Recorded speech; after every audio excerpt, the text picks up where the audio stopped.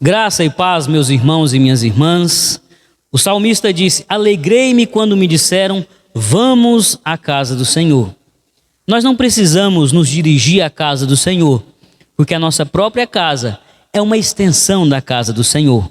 Faça do seu lar, faça desse lugar onde você se encontra, uma extensão da casa de Deus, da comunhão do povo de Deus. E que assim o Espírito Santo de Deus manifeste no altar da sua casa a mesma glória que Ele manifesta aqui na sua casa. Oremos ao nosso Deus. Pai bendito, nós lhe rendemos graças por mais um encontro contigo, ó Pai. Te louvamos porque nesse momento, como comunidade de fé, a tua igreja se encontra contigo para render graças e declarar as tuas maravilhas. O teu Santo Espírito habita em nós. A tua presença é contínua sobre nossas vidas. Mas a comunidade, a coletividade do povo de Deus tem imensa alegria quando nos juntamos num único pensamento, numa mesma atitude de reverência para adorar o teu santo nome. Que o teu Espírito nos abençoe, nos inspire e nos capacite a te louvar como convém. Abençoa esse tempo de culto e adoração ao teu nome. É o que te pedimos e declaramos a tua grandeza desde já. Em nome de Jesus. Amém e amém.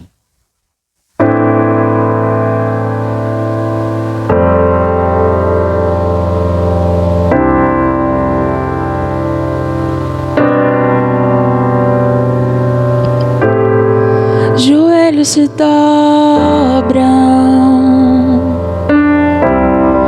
e o coração descansa. A alma se prende a Deus, sua esperança, e eu confio em ti, espero em ti, dia após dia, até que venha sobre minha vida o teu socorro. Nunca mais viver ao vento, nunca mais me falte o tempo pra te buscar e te encontrar. Não importa o que aconteça, nunca mais eu me esqueça de te encontrar pra conversar.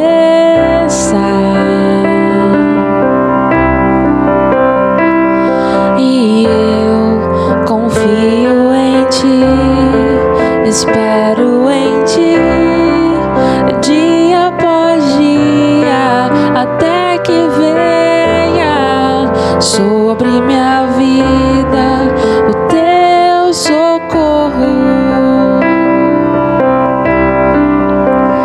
Nunca mais viver ao vento, nunca mais me falte o tempo pra te buscar e te encontrar.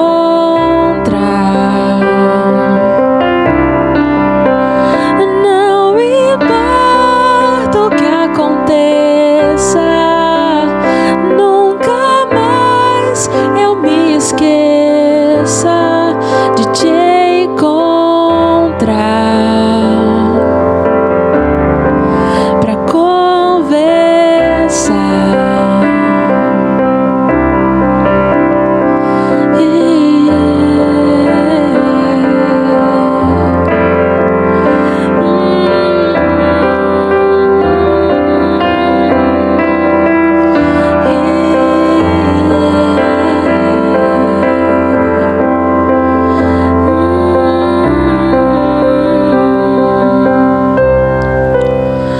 Nunca mais viver ao vento, nunca mais me falte o tempo pra te buscar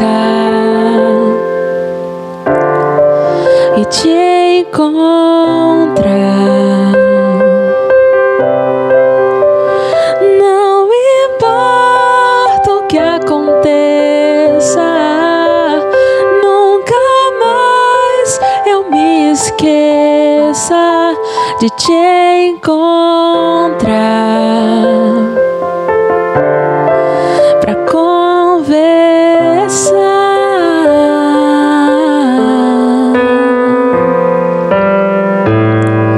Joelhos se dobram e o coração descansa.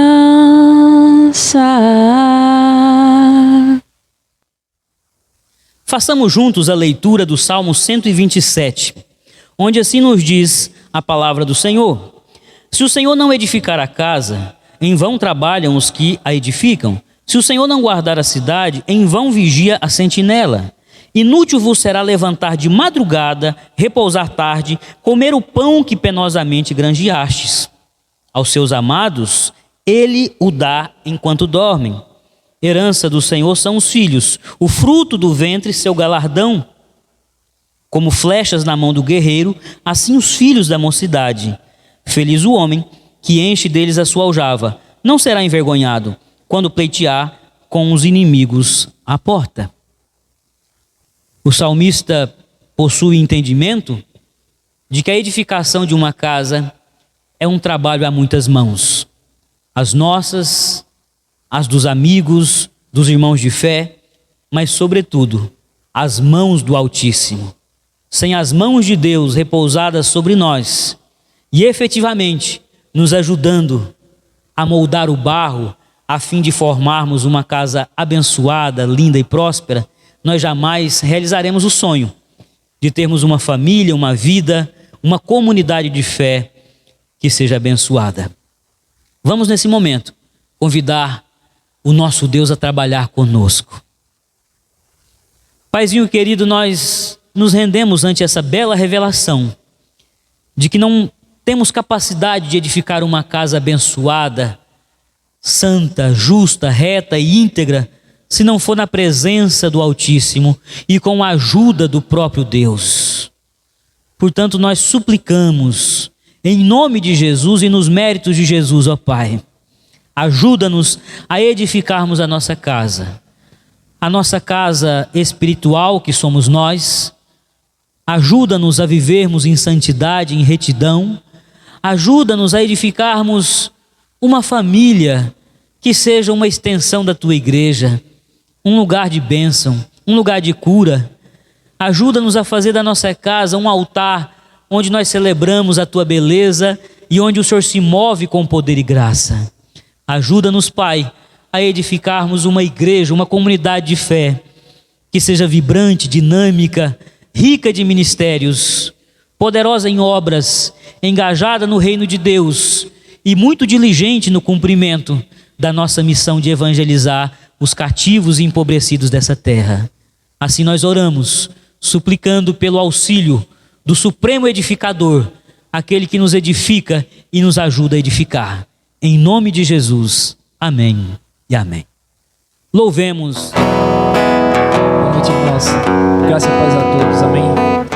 Nesse momento fomos chamados para adorar o Senhor. Esse é tempo de louvor, de adoração, algo que é digno de todo louvor e honra. Amém? Vamos louvar.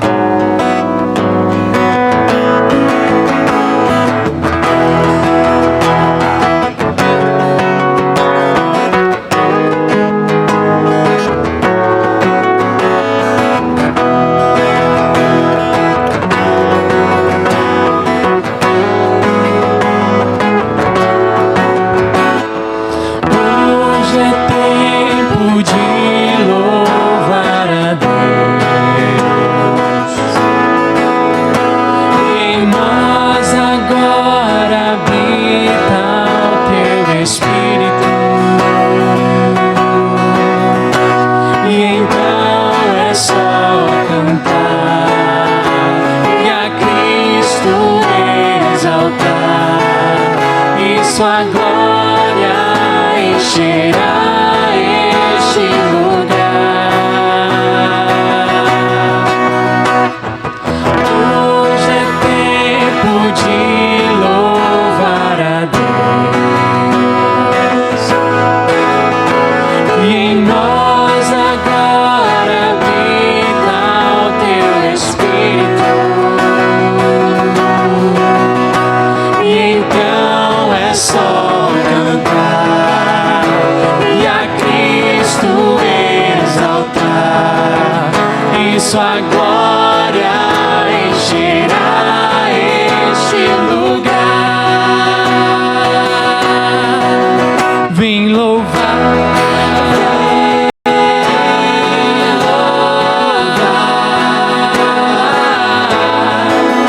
vem louvar,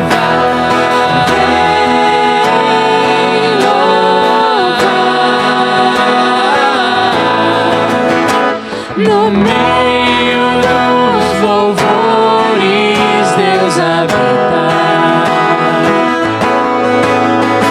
e é seu prazer cumprir o que nos diz, e então é só cantar e a Cristo exaltar, e sua glória encherá este lugar. Vem louvar,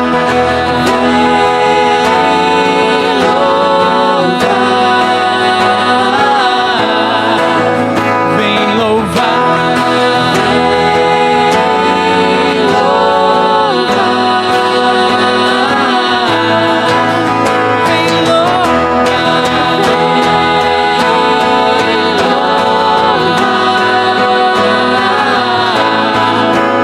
vem louvar,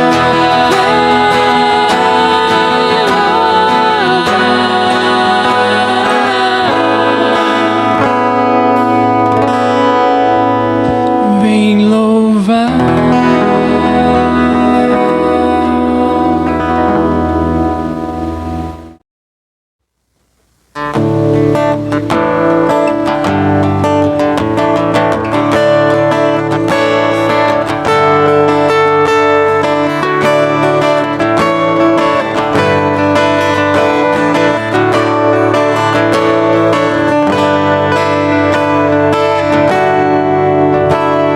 De todas as tribos, povos e raças, muitos virão te louvar.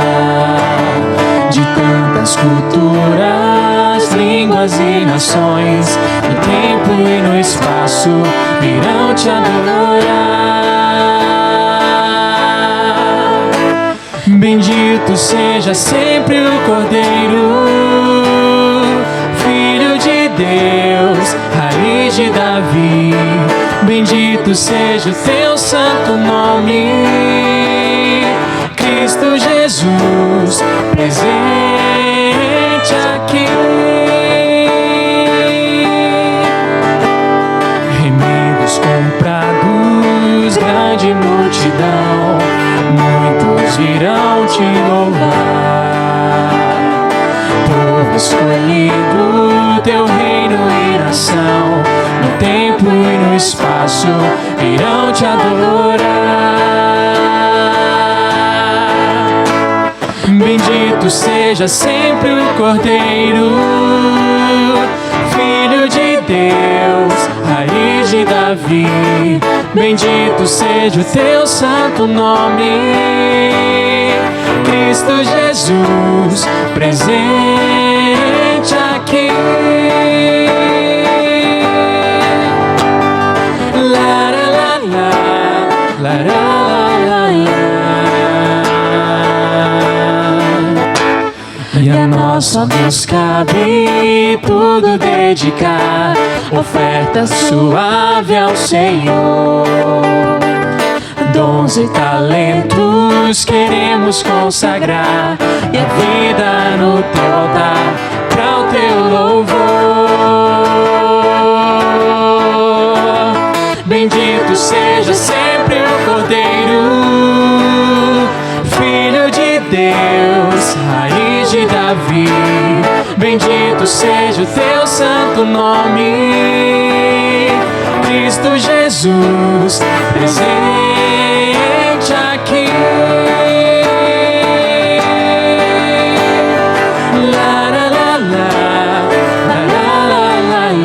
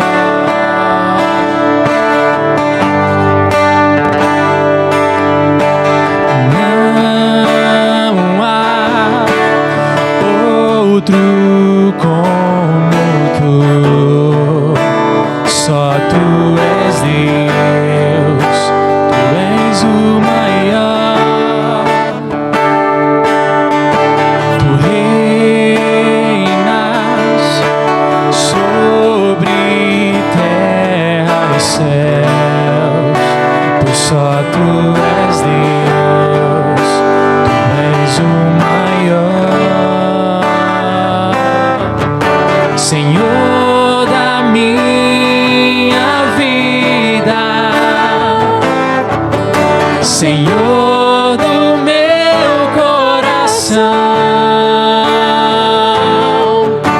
a ti levanto as minhas mãos para te adorar e sempre proclamar teu nome é santo.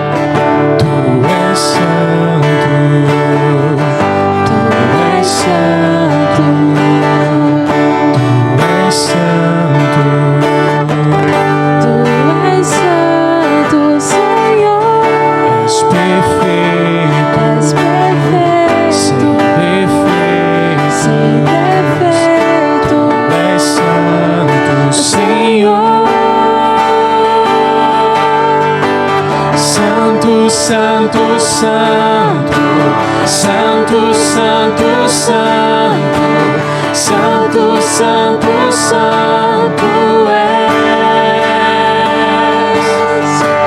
Santo, santo, santo, santo, santo, santo, santo, santo, santo és.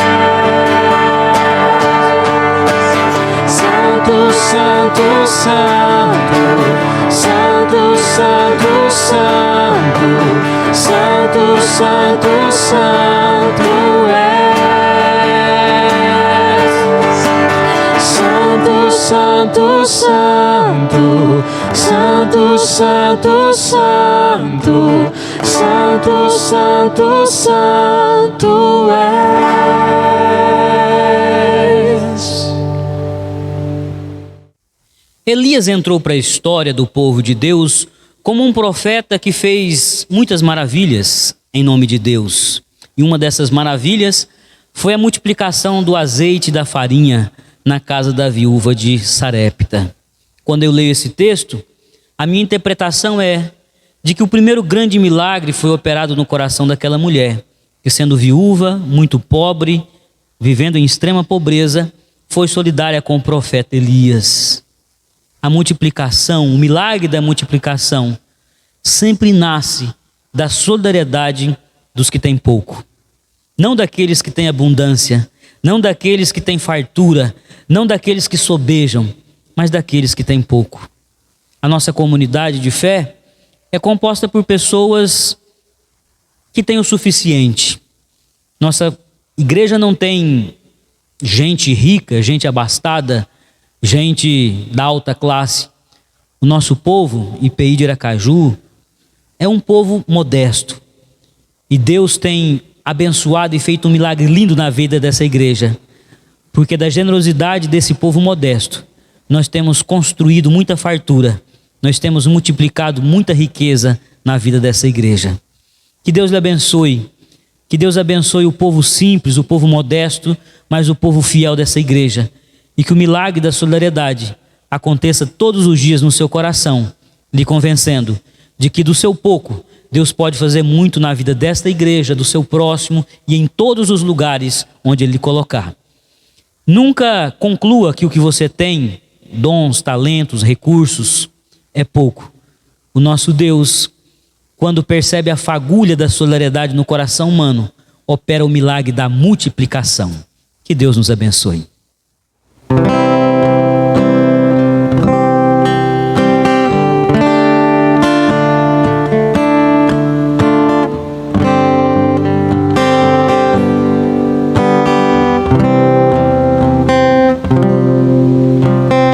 Tua fidelidade é grande, tua fidelidade incomparável é. Nada é como tu, bendito Deus. Grande é tua fidelidade. Tua fidelidade é grande. Tua fidelidade incomparável é. Nada é como tu, bendito Deus. Grande é tua fidelidade. Tua fidelidade é grande. Tua fidelidade incomparável é. Nada é como tu, bendito Deus. Grande é tua fidelidade.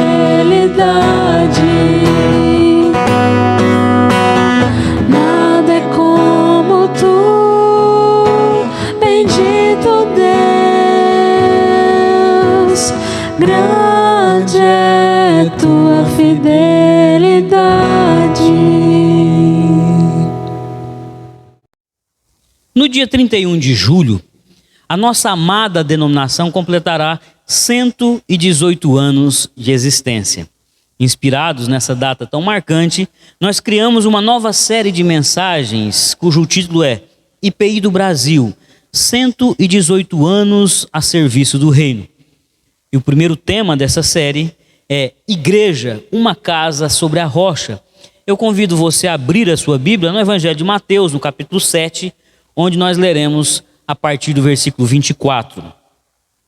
Diz assim as Sagradas Escrituras: todo aquele, pois, que ouve estas minhas palavras e as pratica, será comparado a um homem prudente que edificou a sua casa sobre a rocha.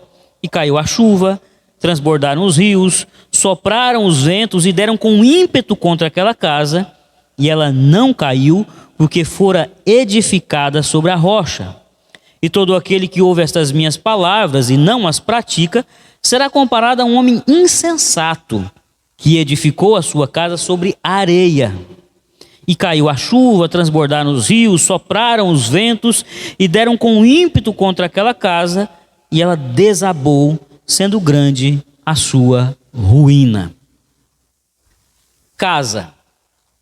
Sempre que pronunciamos essa palavra, o nosso imaginário nos transporta para um lugar de segurança, de provisão, de acolhimento e de afetuosidade. A nossa referência de estabilidade, de lugar seguro, de lugar onde eu posso retornar para o refazimento das nossas forças, é a casa. O ser humano sai para a vida, sai para as lutas, vai para o trabalho, vai estudar, vai desenvolver relacionamentos negociais, de amizade, mas o lugar que ele almeja é voltar para se reconstruir, para se alimentar organicamente, emocionalmente, mentalmente, é a casa. Infelizmente, para muitas pessoas a casa não é essa referência de lugar de cuidado, de lugar de proteção, de aceitação. Muitos sofreram rejeição dentro de casa, foram alvos de agressão, de abuso, de hostilidade. Tem muita gente que, quando se lembra da sua própria casa, não é capaz de desenvolver essa imaginação tão bela, tão poética, tão afetiva. Razão pela qual muitos, quando ouvem a expressão casa de Deus, não nutrem boas expectativas sobre esse lugar. Alguns pensam na casa de Deus como um lugar que se assemelha àquele ambiente ruim que ele conviveu, de rejeição, de agressividade, de palavras ásperas, de julgamento, de sentenças e preconceitos que foram lançados sobre a sua vida. Mas outros, quando se deparam com um convite para ir à casa de Deus, como comumente se fala, já ficam pensando que a semelhança do seu lugar de nascimento, onde foi criado, aquela casa é um lugar de sabedoria, de proteção, de segurança e de acolhimento. A relação que cada pessoa desenvolve com essa expressão, casa, depende muito do tipo de ambiente familiar que lhe foi disponibilizado ao longo da vida. Algumas pessoas aprendem na casa de Deus, na igreja, o verdadeiro significado dessa palavra. Chegam no ajuntamento do povo de Deus, na comunhão, na comunidade de fé, traumatizados, feridos, um tanto quanto ressabiados, ásperos, não se permitem serem tocados.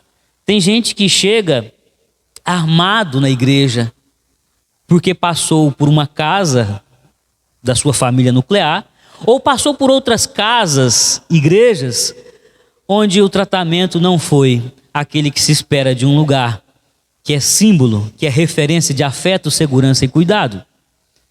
O nosso grande desafio como comunidade de fé é edificar uma igreja saudável, uma casa espiritual abençoadora, que sirva sempre de referência para as pessoas, de um lugar onde elas vão serem curadas, tratadas, nutridas, alimentadas, protegidas, amparadas, incluídas, aceitas. O nosso grande desafio de fé é edificar uma igreja viva, uma comunidade viva, que seja a referência de casa de Deus aqui na terra. E sim, eu amo essa expressão casa de Deus.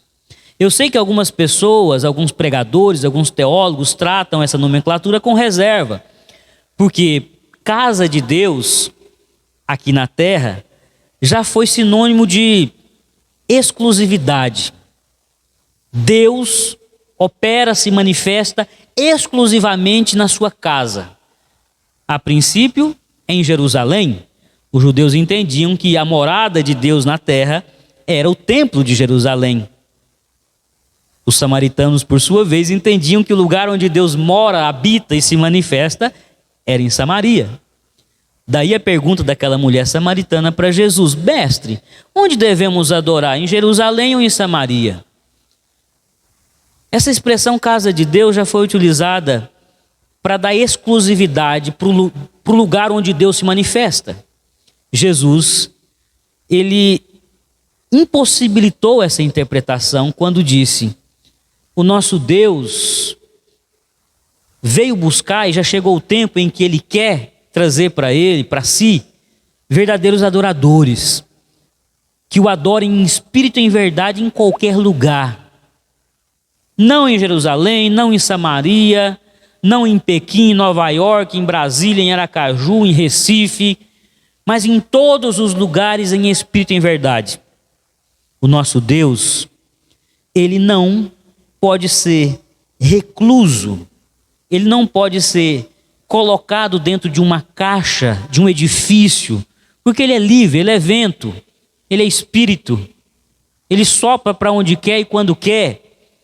O nosso Senhor, Ele nos revelou que, inclusive eu individualmente, posso ser morada de Deus. Ele prometeu que enviaria o seu Espírito para estar sobre a igreja, e o Espírito desceu, e nós nos tornamos templos do Espírito Santo. Então sim, a ideia de igreja casa de Deus, único, exclusivo lugar onde Deus se revela, isso não tem cabimento.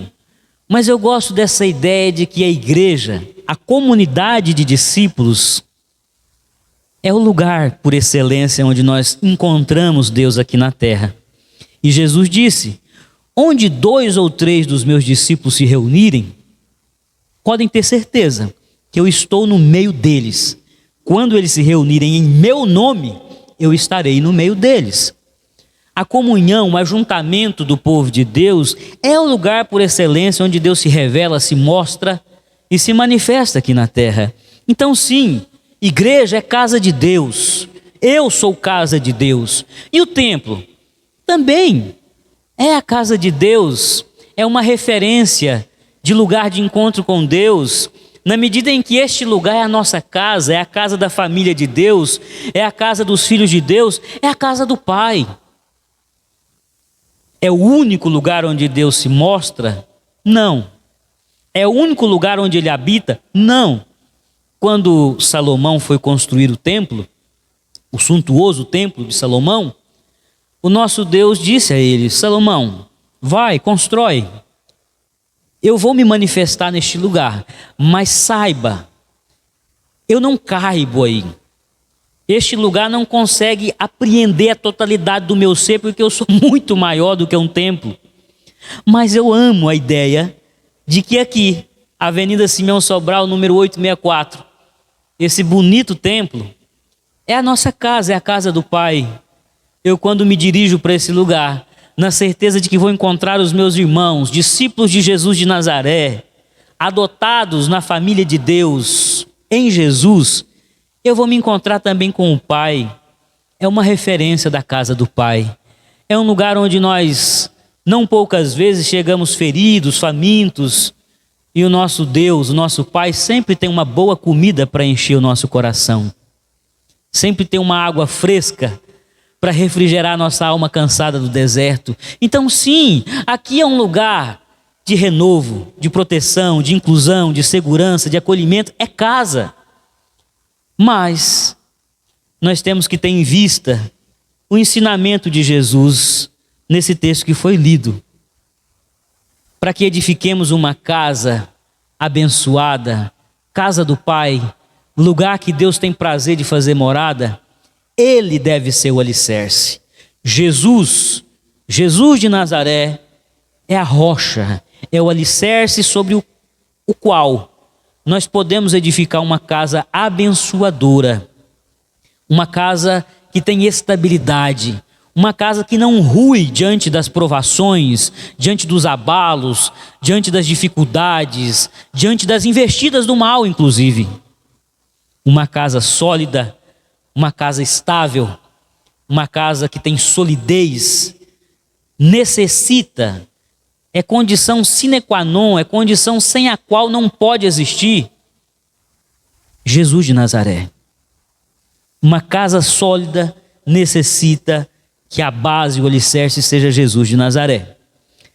Aqui nesse texto que nós fizemos leitura, o Senhor se apropria de uma metáfora já contada por Ezequiel lá no capítulo 13, de uma casa que, mediante um propósito de Deus, sofreria abalos das águas, dos ventos, a fim de que o seu alicerce fosse revelado.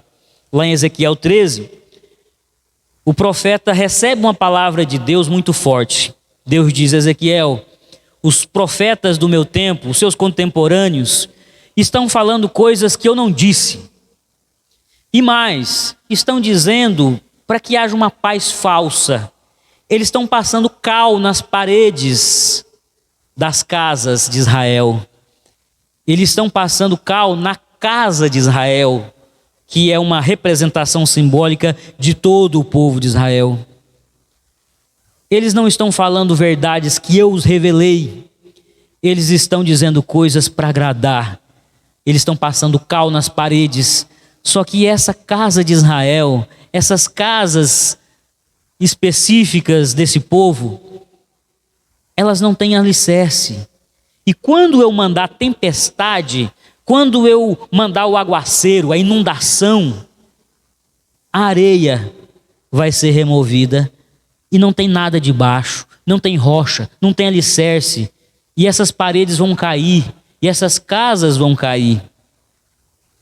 Jesus, tendo em mente essa ilustração, essa metáfora que Deus trouxe ao coração de Ezequiel lá no capítulo 13, encerra o seu sermão, o famoso Sermão do Monte, com essa metáfora, dizendo: Israel representa essa casa nécia. Israel, o povo de Israel, o povo judeu, ao rejeitar as minhas palavras, ao não acolher o meu ensinamento, ao não me acolher, está construindo, está edificando, está repousando o seu povo sob um areal. Mas assim como Deus havia dito que faria lá com o povo no período de Ezequiel, Ele fará de novo. E os ventos, e as inundações, e as investidas das forças que operam na vida, vão revelar que essa religiosidade, esse estilo de vida, esses relacionamentos não correspondem a uma casa sólida, não correspondem a uma casa que tem alicerce, que tem base na revelação trazida da parte de Deus, porque quem trouxe a revelação autêntica, definitiva e cabal da vontade de Deus para o seu povo sou eu. Estas palavras que eu proferi correspondem a uma síntese, a uma verdade concentrada do que Deus deseja para a sua comunidade, para o seu povo. Jesus aqui nesse texto, se valendo daquela palavra profética de Ezequiel, diz: o nosso Deus fará juízo sobre Israel e fará sobre vocês também. E nesse momento ele está se comunicando com os seus ouvintes, aqueles que estavam ali atentamente acolhendo o seu sermão. Nosso Deus fará juízo sempre, até que o grande dia chegue, e inúmeras vezes ele revelará a vocês ou a consistência da fé que vocês possuem, ou a fragilidade da fé que vocês nutrem, ou a ausência de fé total no meio de vocês. As provações, os ventos, essas forças que operam muitas vezes contra a estabilidade da casa, segundo Jesus, é propósito de Deus para que o alicerce seja revelado. Deus não quer que ninguém viva no engano. Deus não quer que ninguém caminhe pela vida correndo atrás do nada, sendo guiado por mentiras. Por isso que Jesus disse, um pouquinho antes aqui no capítulo 7, que naquele grande dia, quando ele retornar, muitos dirão: eu profetizei em teu nome, em nome eu fiz milagre. Versículo 22 do capítulo 7. Muitos naquele dia hão de dizer-me: Senhor, porventura não temos nós profetizado em teu nome não expelimos demônios, em teu nome não fizemos muitos milagres? Então lhes direi explicitamente: nunca vos conheci, apartai-vos de mim os que praticais a iniquidade. Jesus está dizendo: haverá um grande dia, mas até que chegue lá, aí entra a parábola dos alicerces, dos fundamentos na areia e na rocha. Até que chegue esse grande dia, Deus oportunizará ao seu povo perceber ou a consistência do que está debaixo dos seus pés, se é rocha, se é o evangelho, se sou eu, ou se é areia, se é o nada. As provas nessa perspectiva correspondem ao cuidado de Deus. As provações, os desertos, as dificuldades, tudo isso cumpre um propósito muito específico.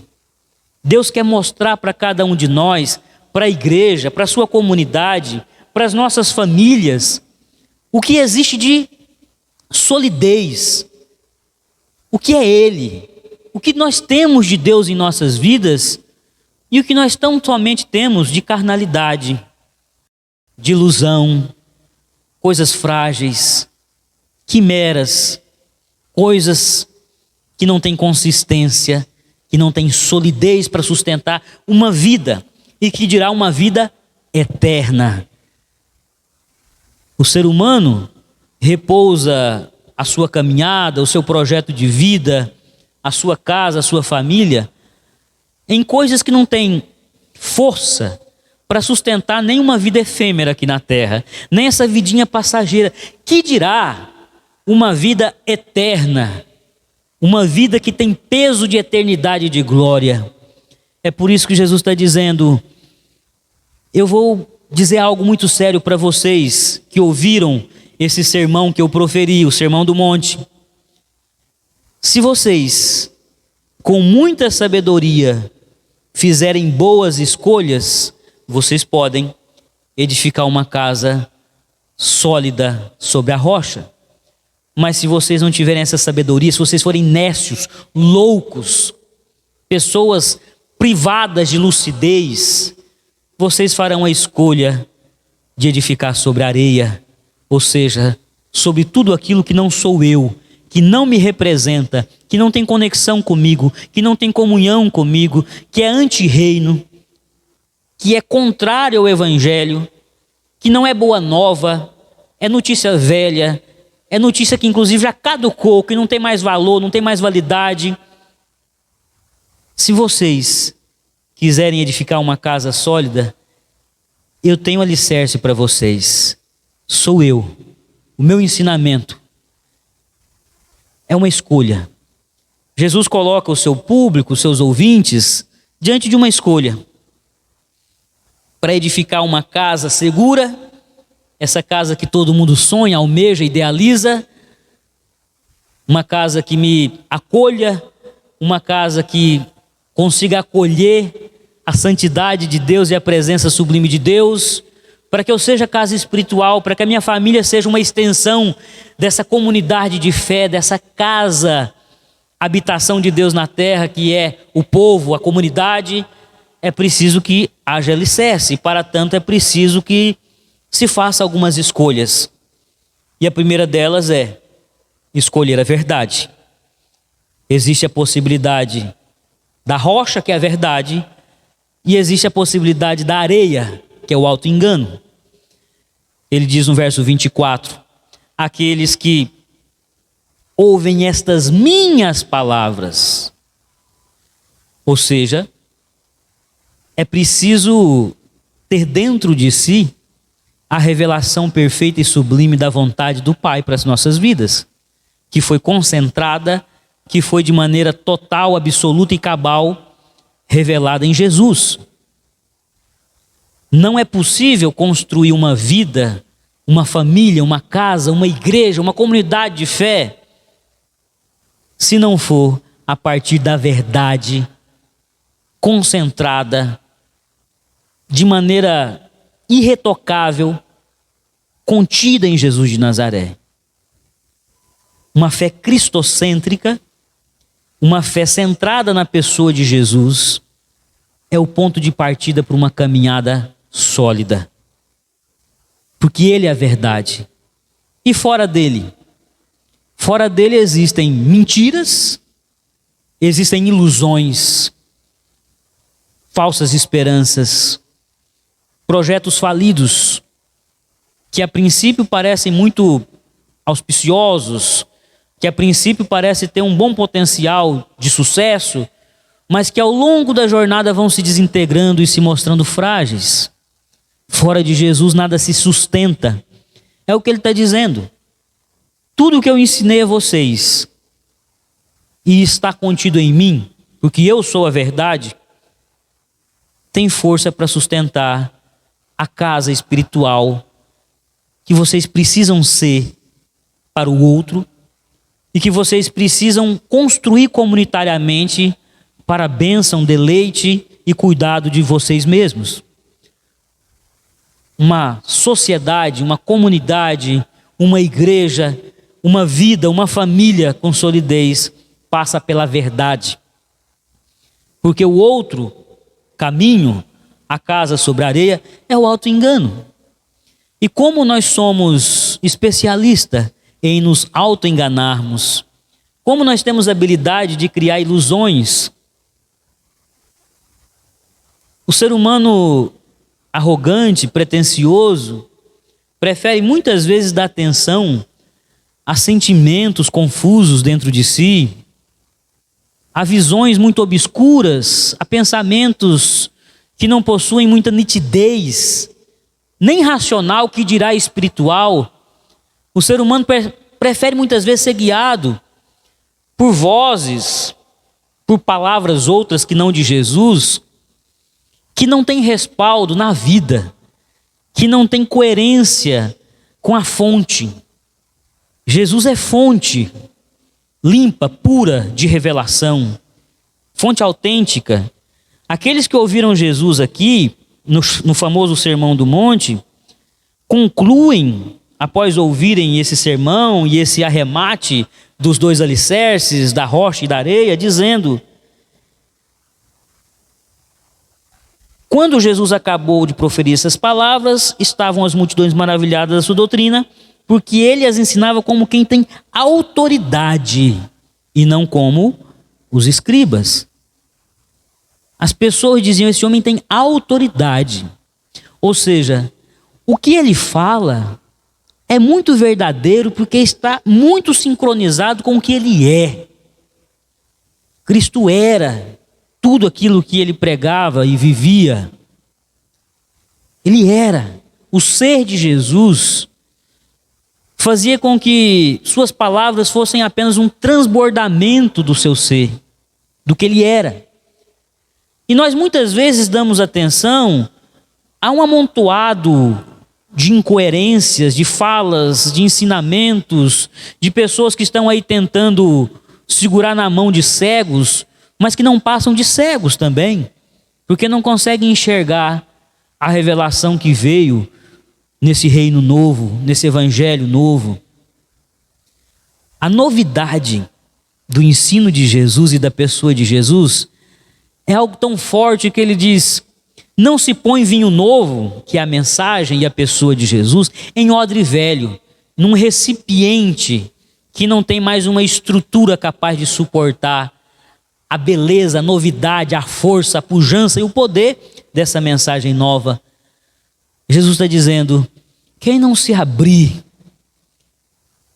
para esse novo de Deus, permitindo que isso se torne a base, o alicerce do seu ser, da sua existência, vai cair, não vai suportar. E eu vou fazer questão de revelar, eu vou fazer questão de trazer a lume a fragilidade, porque o meu projeto é que em algum momento vocês finalmente entendam que não dá para construir nada fora de mim, de quem eu sou e me revelei através do meu Filho amado Jesus. O Pai, Ele nos mostrou que não tem como frutificar fora da videira. Jesus disse: olha, o meu Pai é o agricultor, eu sou a videira, vocês são os ramos, sem mim vocês não podem fazer nada, não podem frutificar. Eu sou a base, eu sou o tronco. Em mim vocês podem produzir coisas lindas para si, para o outro, para o próximo, para a família, mas fora de mim, vocês invariavelmente vão viver ciclos de ilusão, frustração, depressão, culpa, pecado. Esse ciclo vicioso de pecado, culpa, frustração, ilusão. Vocês precisam de verdade, vocês precisam de consistência, vocês precisam de um projeto de vida que leva efetivamente a caminhada de vocês para um lugar seguro. Vocês precisam de uma casa, e essa casa precisa estar na rocha. Tanto a casa, vocês, edifício vivo, quanto a casa comunidade, a casa ajuntamento de discípulos, quanto a casa família, família nuclear, esse grupo mais íntimo que caminha com vocês no dia a dia. Essas casas, que na verdade são uma só, uma extensão da outra. É bonito perceber assim a ideia de casa dentro da perspectiva do reino de Deus. São muitas casas que são uma, na verdade. Eu sou casa, que estou dentro da casa povo de Deus, igreja, e minha família é uma casa onde eu estou lá, e a igreja está lá, e ela está dentro da igreja, e essa simbiose de casas acaba se tornando uma coisa só, quando tem uma única base, que é Jesus de Nazaré.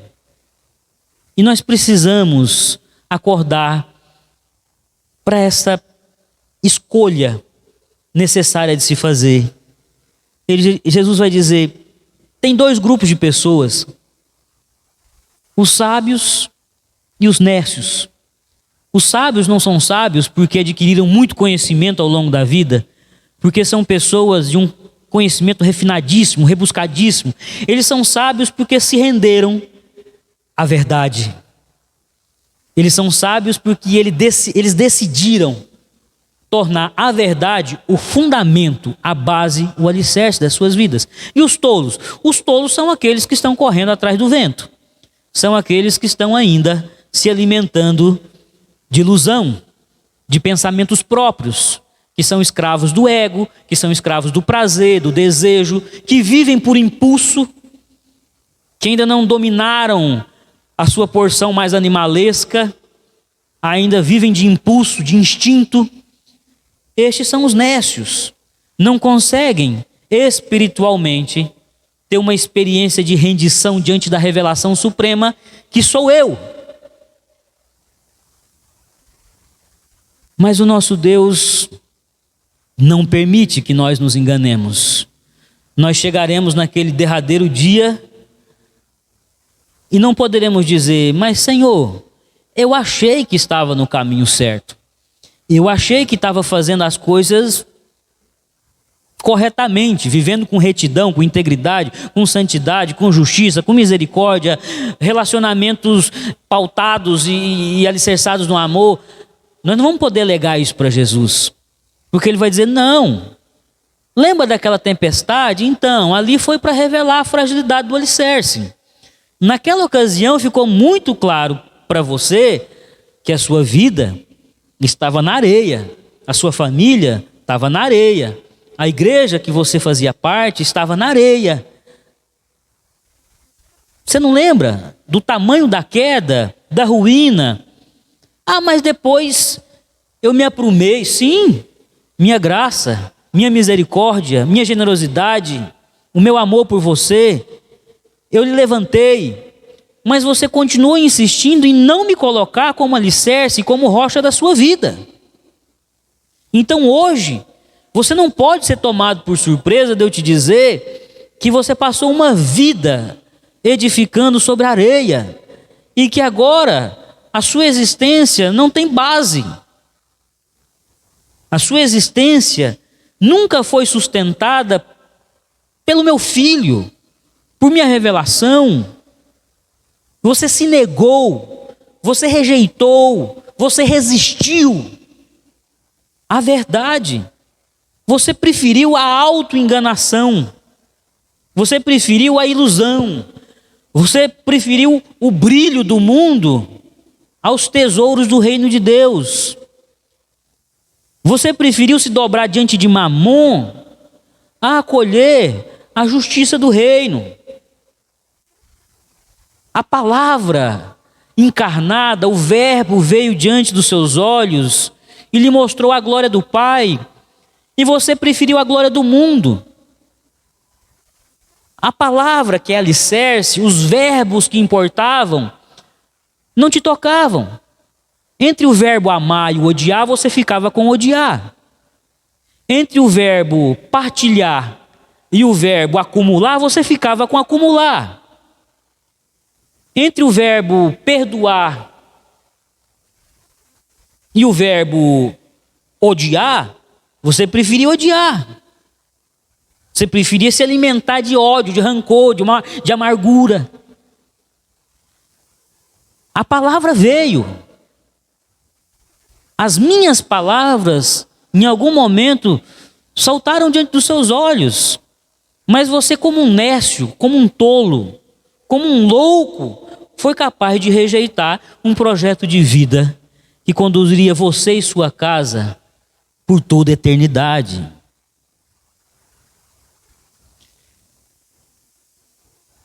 A parábola, a metáfora dos alicerces, ela nos fala de caminhos, de escolhas. A escolha sábia nos remete à verdade. A verdade doa quem doer. A verdade que muitas vezes impõe a mim morte, renúncia, sacrifício, abnegação, ir para a cruz. A verdade.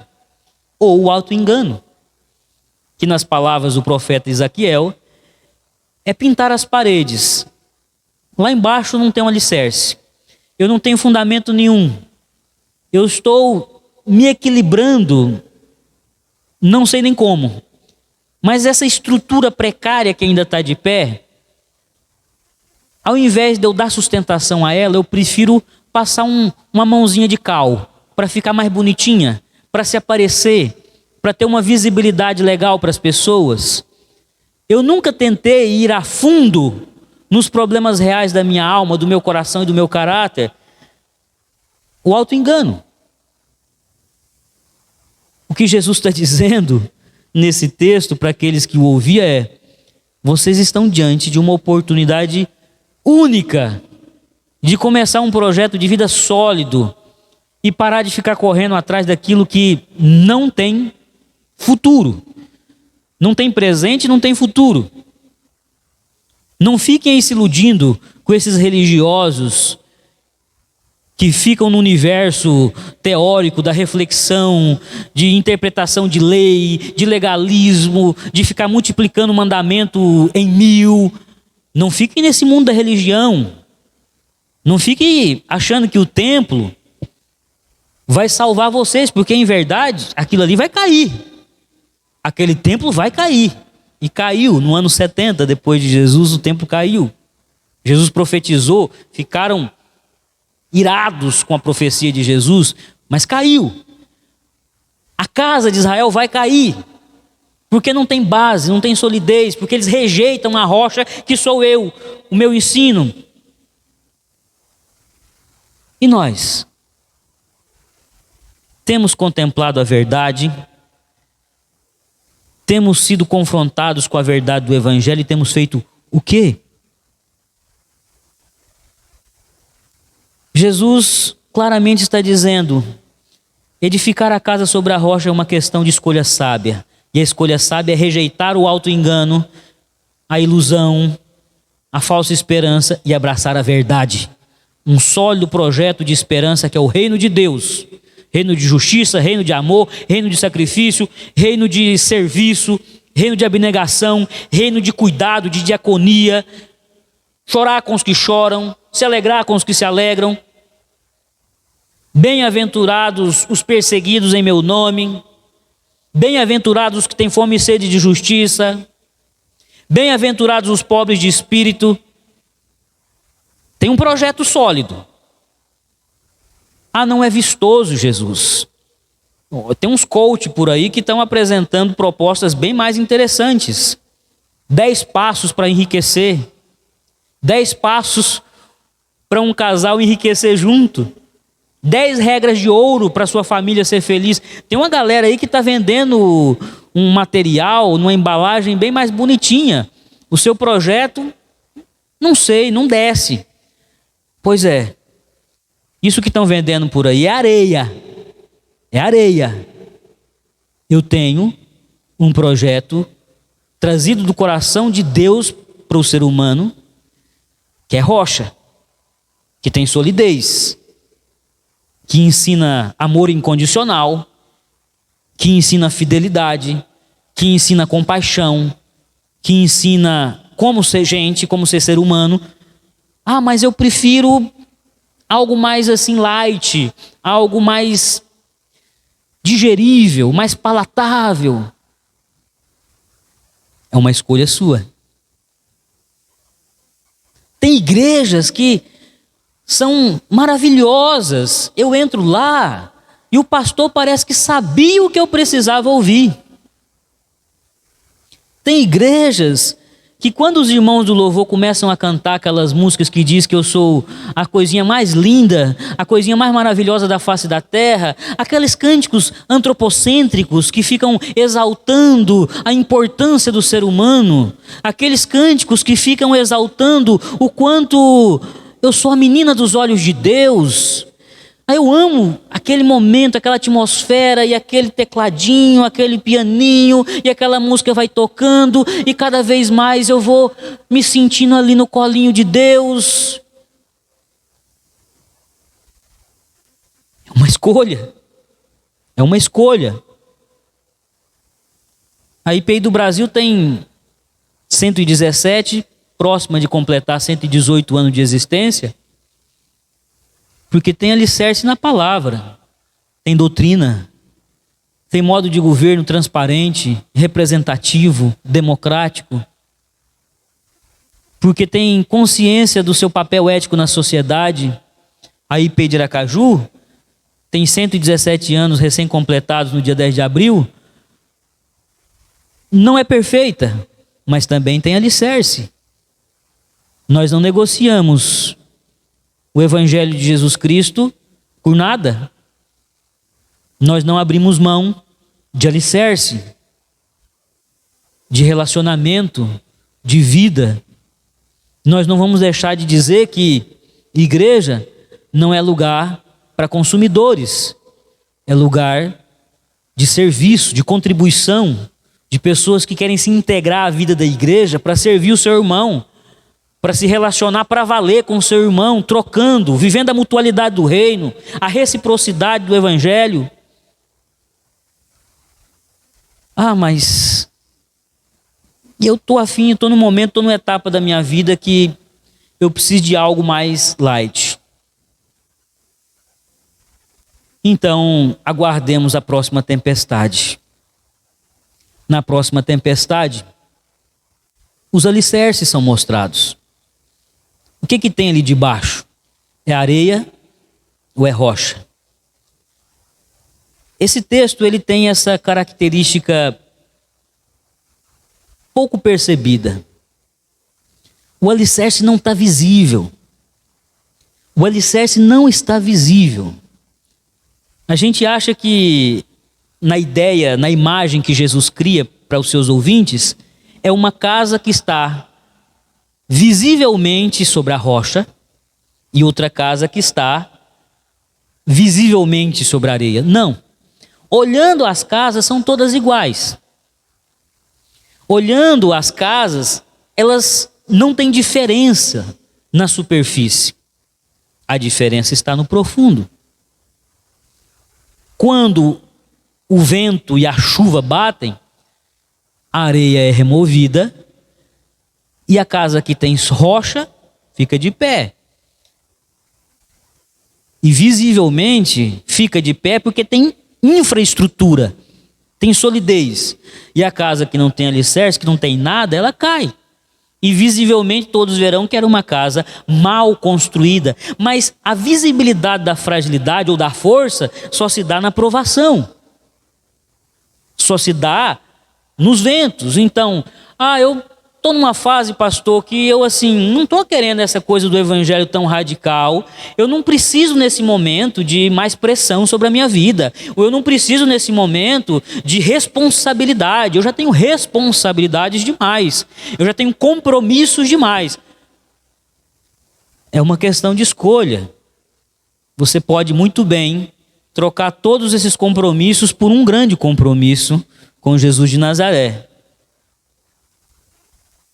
A promessa dele é: buscar em primeiro lugar o reino de Deus e a sua justiça, e todas as demais coisas serão acrescentadas. Coloque a sua vida sobre a rocha. Deixa Deus trabalhar. Se Ele é a rocha, a beleza, o adorno, os mimos, por que não dizer, acabam por vir naturalmente. E eu tenho, ao longo desse meu tempo de ministério, experimentado de Deus e visto outros experimentar de Deus essa realidade espiritual. Tem gente que eu conheço que é muito fiel, na sua fragilidade, na sua pecaminosidade, é muito fiel a Deus em muitas áreas da vida. E consegue prosperar em muitas áreas da vida. E não vivem em busca dessas bênçãos. E não são obcecadas por essas bênçãos. E não são escravas desses alvos, desses objetivos. Elas apenas esperam em Deus, tendo Ele como rocha, vivendo de uma maneira muito firme o Evangelho de Jesus Cristo. Viver na rocha, edificar uma casa na rocha é uma questão de escolha sábia, acolhendo a verdade suprema, acolhendo um projeto de profundidade. Eu falava há pouco que o alicerce não está na superfície, a rocha está lá embaixo. Para edificar uma casa na rocha é preciso cavar. E quem vai dizer isso com mais riqueza de detalhes é o evangelista Lucas. Lucas também vai trazer no seu evangelho essa mesma parábola, essa mesma ilustração das casas sobre a rocha e sobre a areia. Só que lá ele vai dizer esse detalhe, que a casa que foi construída na rocha foi fruto de alguém que cavou, porque a laje, a rocha firme não está na superfície, ela está mais lá embaixo. Ou seja, uma vida na rocha, uma casa na rocha, uma família na rocha, uma igreja na rocha, exige trabalho, exige esforço, transpiração, uma dedicação. O indivíduo quer ter uma vida espiritualmente muito frutífera, não ora, não lê a Bíblia, não serve, não frequenta a comunidade de fé para aprender, para se alimentar, para crescer. Acha chato esse negócio de estudar a Bíblia. Acha enfadonho se dedicar ao estudo mais aprimorado, mais aprofundado da Bíblia. Acha chato ter que orar. Acha chato ter que louvar. Acha enfadonho ter que sentar num banco. Acha enfadonho ter que sair de casa para visitar um irmão. Acha enfadonho ter que sair de casa para aconselhar uma família que está passando por problema. Acha tudo muito enfadonho e fica na superficialidade. Ou seja, não pratica as palavras. Edificar uma casa sobre a rocha requer ouvir as palavras, ou seja, acolher a verdade. Mas requer também profundidade, praticar. A profundidade da vida espiritual vem com a prática, a ortopraxia. Você colocar em prática aquilo que você aprendeu como verdade suprema. Não é possível uma vida na rocha ficando na superfície, no lugar dos preguiçosos, no lugar dos enfadados, no lugar daqueles que sempre estão indisponíveis para Deus e para tudo, e para todos. Aí você pode dizer, pastor, mas nem sempre o ativismo é uma vida com profundidade. Sim, ok. Tem muita gente ativista que está aí correndo, subindo, descendo, e é religioso ao extremo, e frequenta 1000 reuniões, e faz isso e faz aquilo, e tem uma vida superficial. Ok. Mas nós estamos falando de uma prática do Evangelho. É impossível alguém ter prática, atividade, engajamento e militância no Evangelho e ser superficial.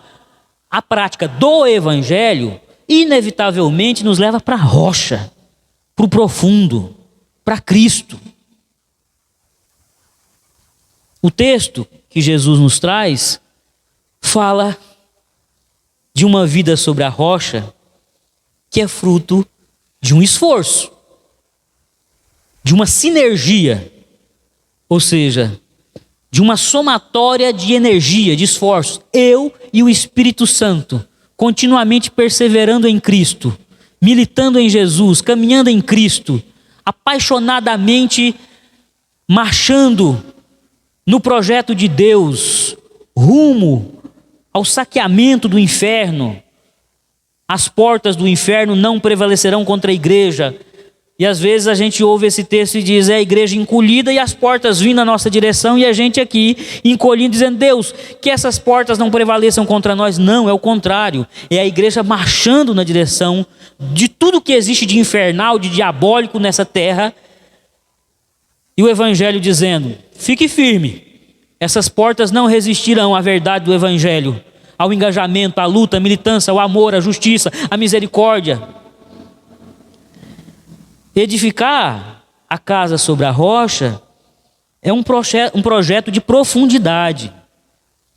Não queira ficar na superfície. A superfície é o lugar daqueles que não chegaram lá, não cavaram o suficiente, não transpiraram o suficiente, não se curvaram o suficiente, não se ajoelharam o suficiente.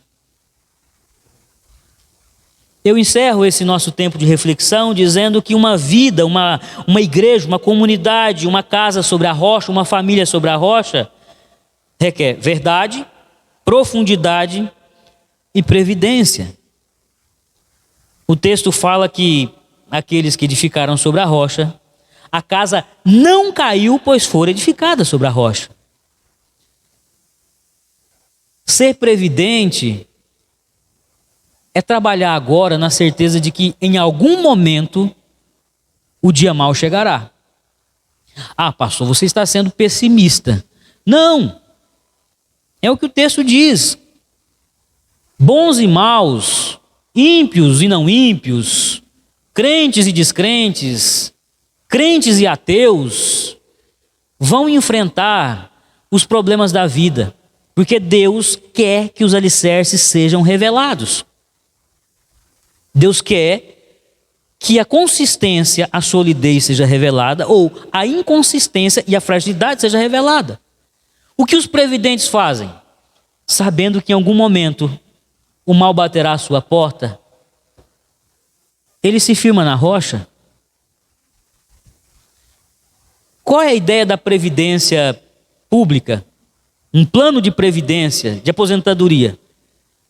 Você sabe que vai ficar velho. Isso é inevitável.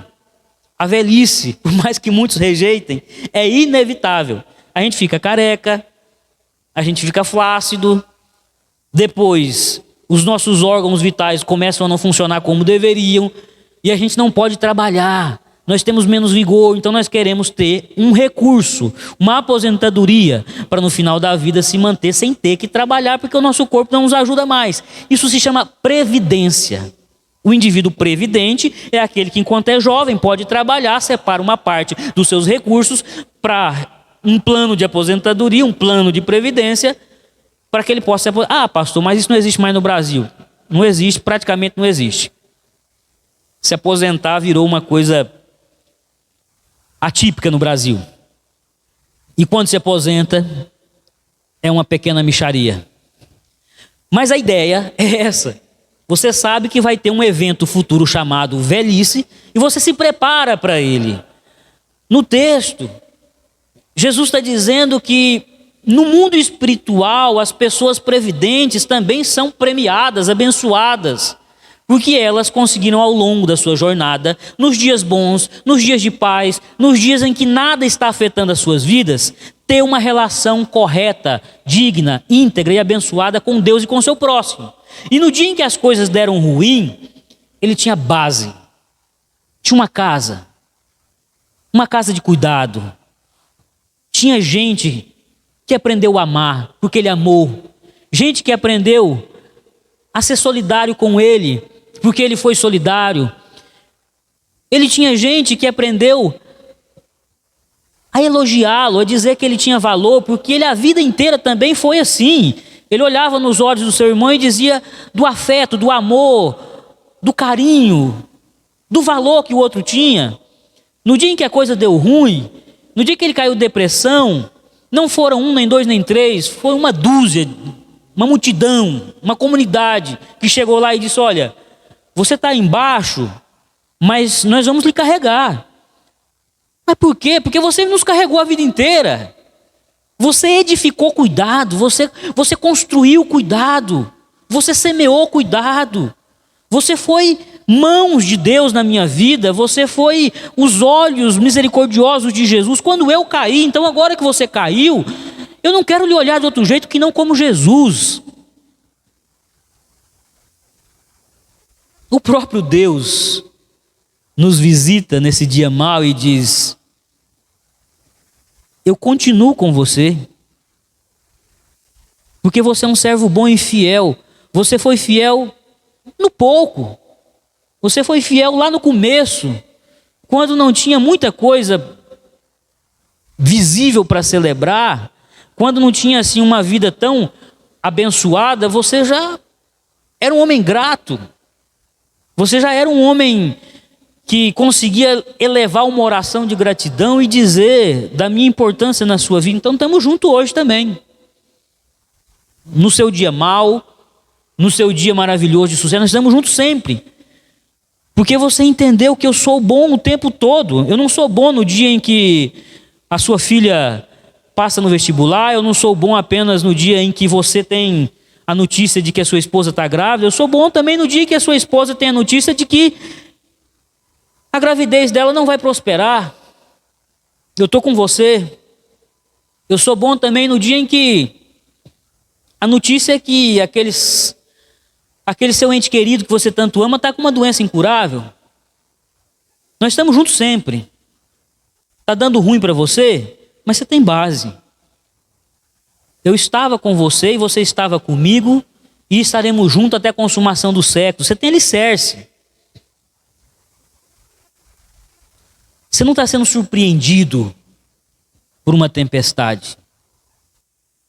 Você apenas fechou a janelinha e está aqui esperando comigo a tempestade passar.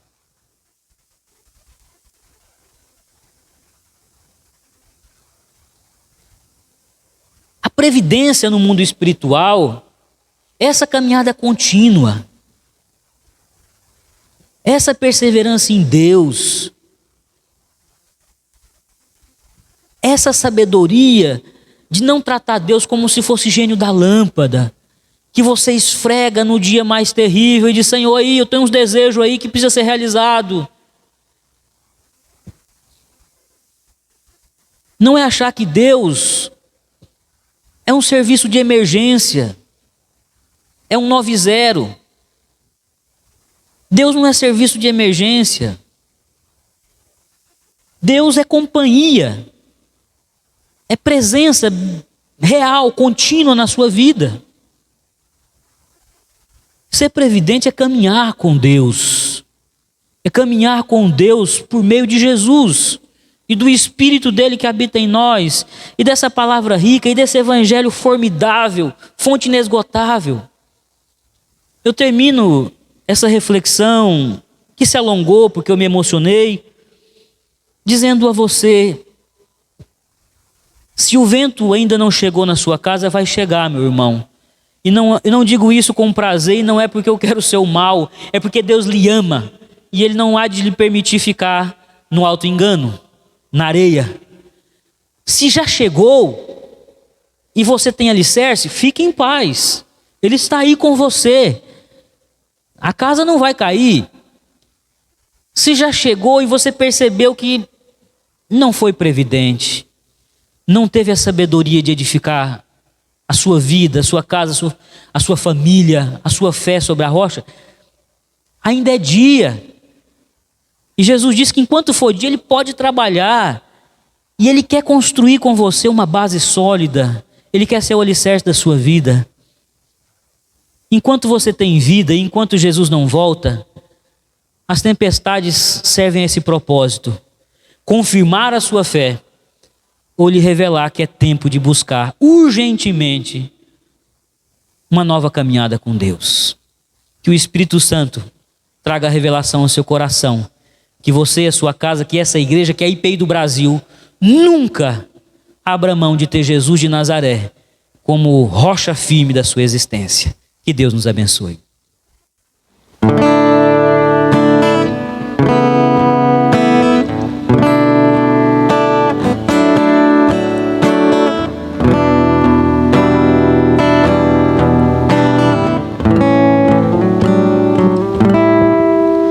Bem-aventurado aquele que teme ao Senhor e confia perpetuamente em seu poder,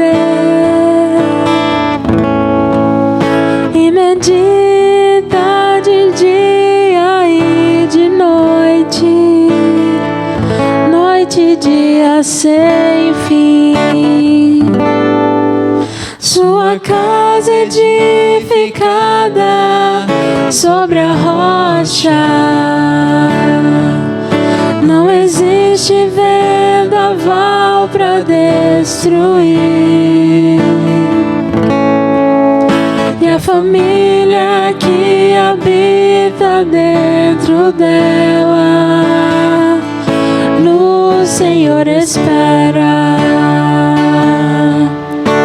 Espera no Senhor sem desistir, na certeza que Ele não falha. Tudo Ele já preparou. O seu amor nunca mudou. Espera no Senhor sem desistir. O seu amor nunca mudou. Bem-aventurado aquele que teme ao Senhor e confia perpetuamente em seu poder, e medita de dia e de noite, noite e dia sem fim. Sua casa edificada sobre a rocha, não existe vendaval para destruir. E a família que habita dentro dela, no Senhor espera. Espera no Senhor sem desistir, na certeza que Ele não falha. Tudo Ele já preparou. O seu amor nunca mudou.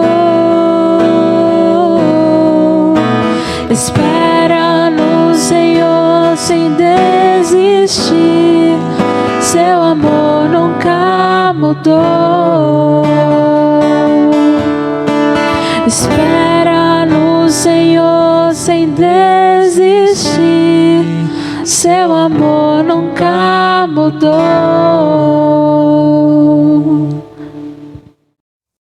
Na famosa passagem onde Jesus purifica o templo, no auge da sua indignação, ele profere as seguintes palavras. João 2, versículo 19. Destruí este santuário e em 3 dias o reconstruirei. Replicaram os judeus, em 46 anos foi edificado este santuário e tu em 3 dias o levantarás? Ele, porém, se referia ao santuário do seu corpo.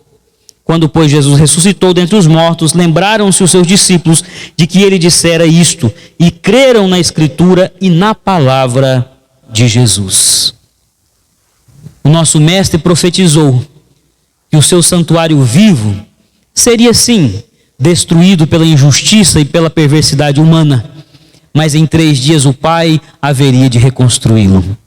O belo dessa passagem é a afirmação de que o corpo de Jesus era um santuário de Deus. Por meio de Jesus, em Jesus, o nosso Deus manifestou a sua glória. E no altar da vida de Jesus, o Pai celebrou a vida e a misericórdia.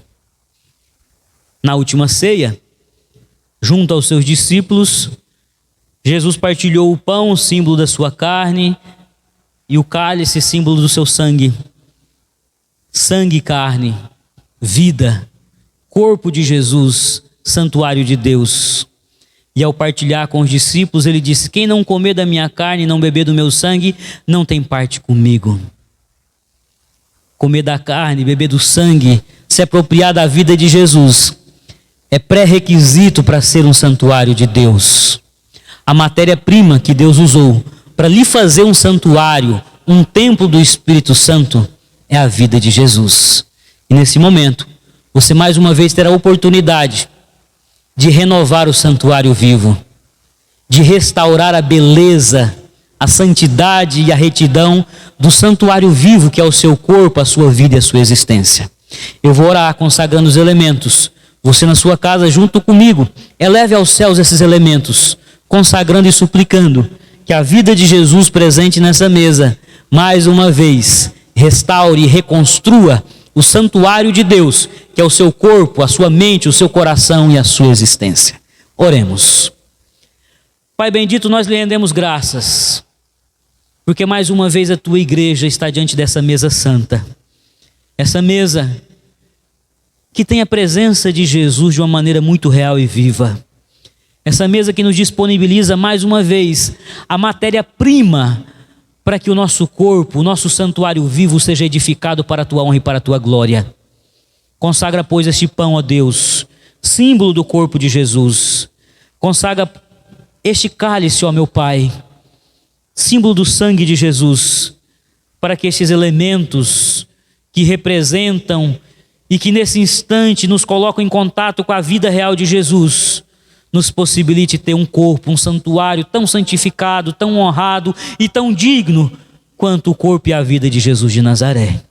Consagra esses elementos para que a tua igreja possa ser casa de Deus, templo do Espírito Santo, lugar da habitação do Altíssimo. Assim eu oro, consagrando essa mesa em nome de Jesus. Amém e amém. A palavra de Deus diz que na noite em que Jesus foi traído, ele tomou o pão, o partiu e disse: este é o corpo que será entregue por amor de vocês. E por semelhante modo, ele consagrou, rendeu graças pelo cálice e disse: este é o cálice da nova aliança, aliança feita no meu sangue. Todas as vezes que o beberdes, fazei em memória de mim. Nós vamos nesse momento comer do pão, beber do cálice, símbolos da vida de Jesus, sabendo que mais do que uma simbologia e mais do que um gesto de rememorar o sacrifício de Cristo na cruz, é tempo de nos apropriarmos da vida ressurreta de Jesus presente nesses elementos. Coma e beba para que a sua vida, a sua família, a sua casa, esta igreja, essa comunidade de fé, seja de fato a casa de Deus, a habitação do Deus vivo. Comamos e bebamos para a edificação das nossas vidas e glorificação do nome de Deus na terra.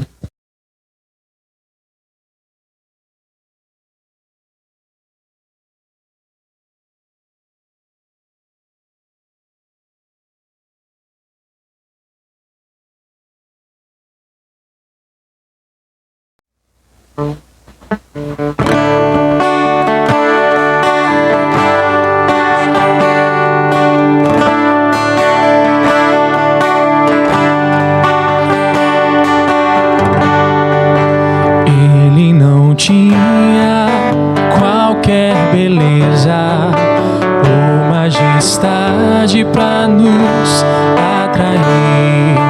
Nada havia em sua aparência para o desejar,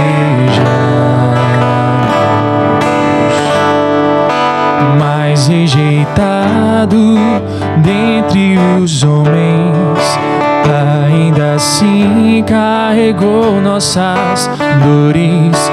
O teu castigo nos traz paz e a esperança não se esvai.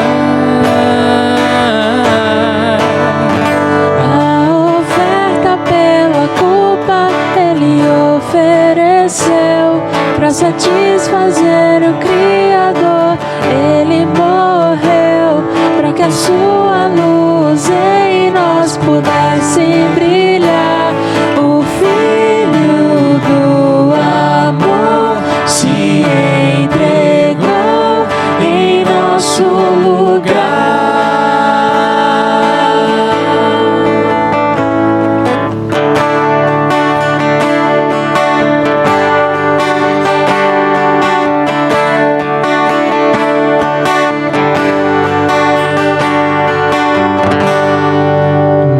Rejeitado dentre os homens, ainda assim carregou nossas dores. O teu castigo nos traz paz e a esperança não se esvai. A oferta pela culpa ele ofereceu para satisfazer o Criador. Ele morreu para que a sua luz em nós pudesse brilhar.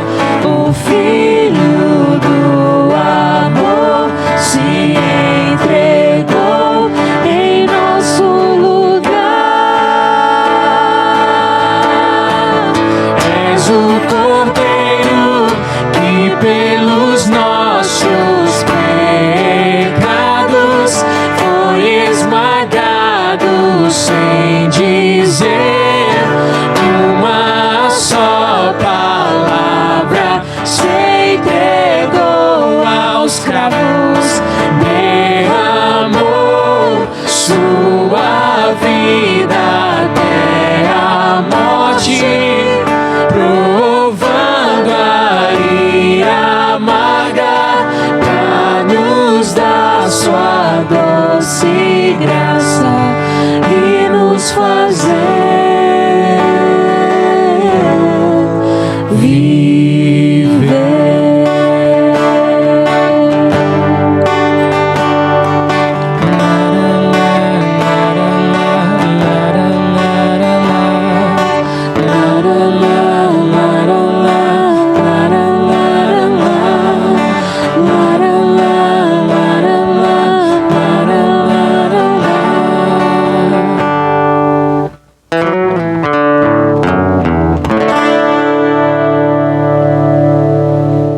O poeta popular certa vez disse: Deus fará absurdos, contanto que a vida seja assim.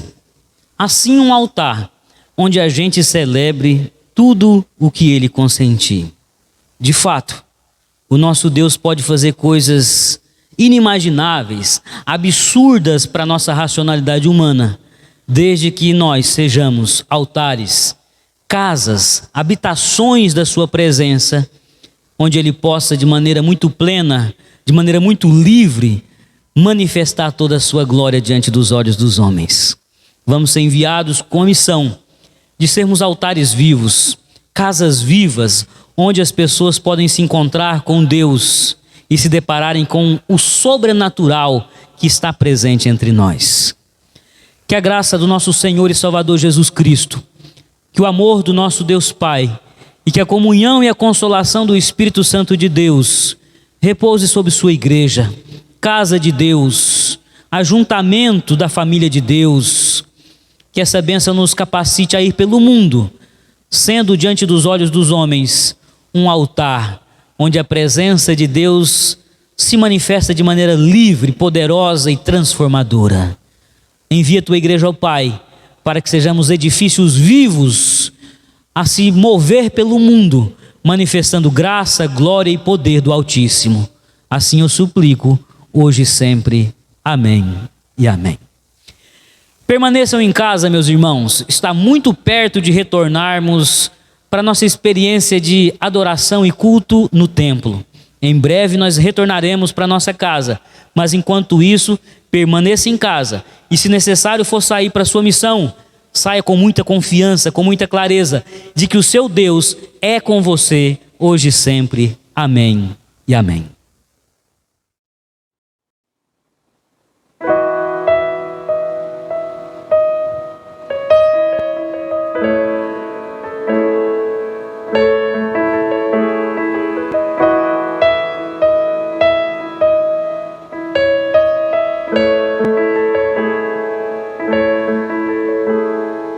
Grandes casas construí, fortalezas eu ergui, buscando ilusões pra me sentir completo.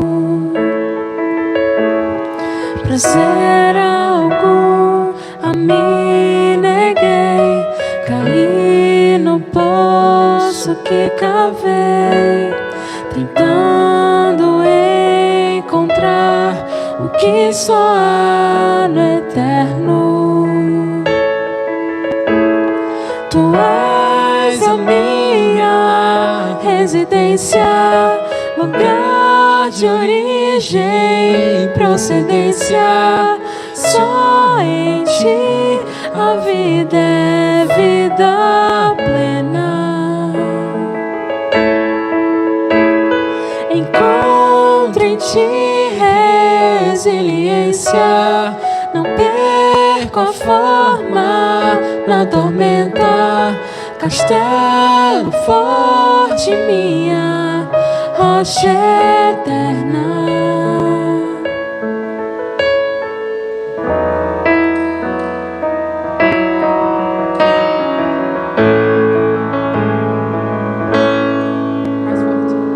Grandes casas construí, fortalezas eu ergui, buscando ilusões pra me sentir completo.